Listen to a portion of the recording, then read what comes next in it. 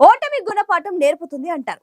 Yes, గుణపాఠం ఏమో కానీ ఓడిన నాయకులకు ఆ నియోజకవర్గం కొత్త రాజకీయ జీవితాన్ని ప్రసాదిస్తుంది. అక్కడి నుంచి పోటీ చేస్తున్న నాయకుల చుట్టే రాజకీయం తిరగడం ఆనవాయితీగా వస్తుంది. నియోజకవర్గాల పునర్విభజనలో ఏర్పడిన ఆ లోక్సభ స్థానం నుంచి గెలిచిన నేతల క్రేజ్ పెరిగింది. మరి ఈ ఎన్నికల్లో పోటీ చేసిన ఆ నాయకుడి పొలిటికల్ మైలేజ్ పెరుగుతుందా? దశ తిరుగుతుందా? ఇంతకీ ఎవరాయన?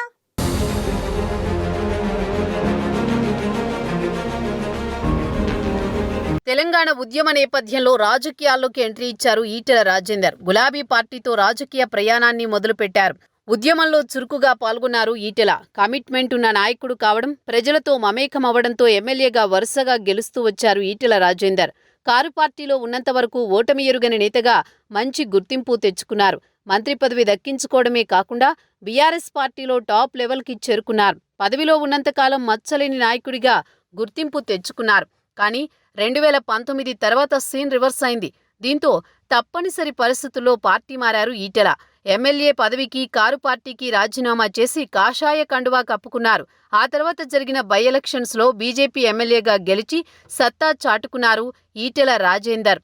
కానీ మొన్నటి అసెంబ్లీ ఎన్నికల్లో 2 చోట్ల పోటీ చేసినా ఊహించని విధంగా ఓటమి పాలయ్యారు. ఆయన పట్టు వీడకుండా లోక్సభ ఎన్నికల బరిలోకి దిగారు.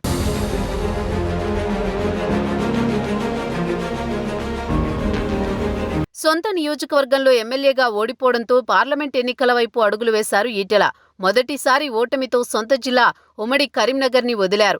మల్కాజ్గిరి స్థానం నుంచి బీజేపీ ఎంపీ అభ్యర్థిగా పోటీ చేశారు. దీంతో ఆయన ఫ్యూచర్పై చర్చ మొదలైంది. ఎందుకంటే మల్కాజ్గిరి నుంచి 2 ఎన్నికల్లో పోటీ చేసి గెలిచిన అభ్యర్థులు రాష్ట్ర రాజకీయాల్లో చక్రం తిప్పారు. 2009లో ఫస్ట్ టైం జరిగిన ఎన్నికల్లో పొలిటికల్ ఎంట్రీ ఇచ్చిన చామకూర మల్లారెడ్డి టీడీపీ నుంచి ఎంపీగా విజయం సాధించారు. ఆ తర్వాత బీఆర్ఎస్లో చేరి మంత్రి పదవి దక్కించుకున్నారు. సక్సెస్ఫుల్ పొలిటీషియన్గా గుర్తింపు పొందారు.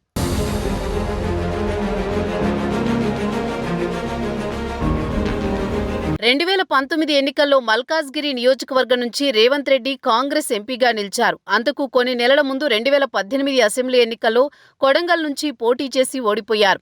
ఆ తర్వాత జరిగిన పార్లమెంట్ ఎన్నికల్లో మహబూబ్ నగర్ నుంచి రేవంత్ రెడ్డిని పోటీ చేయించాలని కాంగ్రెస్ పార్టీ ఆలోచన చేసింది. కానీ ఆయన పట్టుబట్టి మల్కాజ్గిరి సీటును ఎంచుకున్నారు.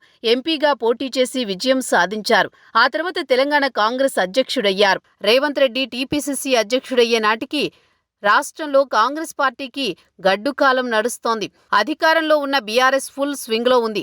బీఆర్ఎస్ ప్రభుత్వ వైఫల్యాలను ఎండగట్టడం, పార్టీ శ్రేణులను ముందుకు నడిపించడంలో రేవంత్ సక్సెస్ అయ్యారు. హ్యాట్రిక్ విజయం ఖాయమనే ధీమాతో ఉన్న గులాబీ శ్రేణులకు మొన్న జరిగిన అసెంబ్లీ ఎన్నికల్లో రేవంత్ రెడ్డి షాక్ ఇచ్చారు. కాంగ్రెస్ పార్టీని అధికారంలోకి తీసుకువచ్చి ఏకంగా ముఖ్యమంత్రి అయ్యారు.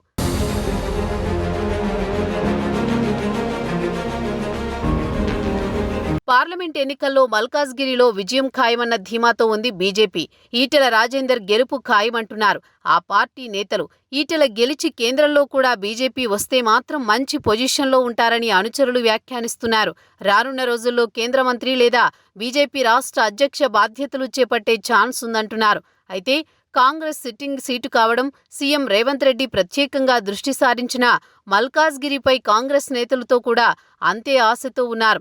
తమ పార్టీ అభ్యర్థి సునీతా మహేందర్ రెడ్డి ఎంపీగా గెలుస్తారన్న నమ్మకంతో ఉంది కాంగ్రెస్.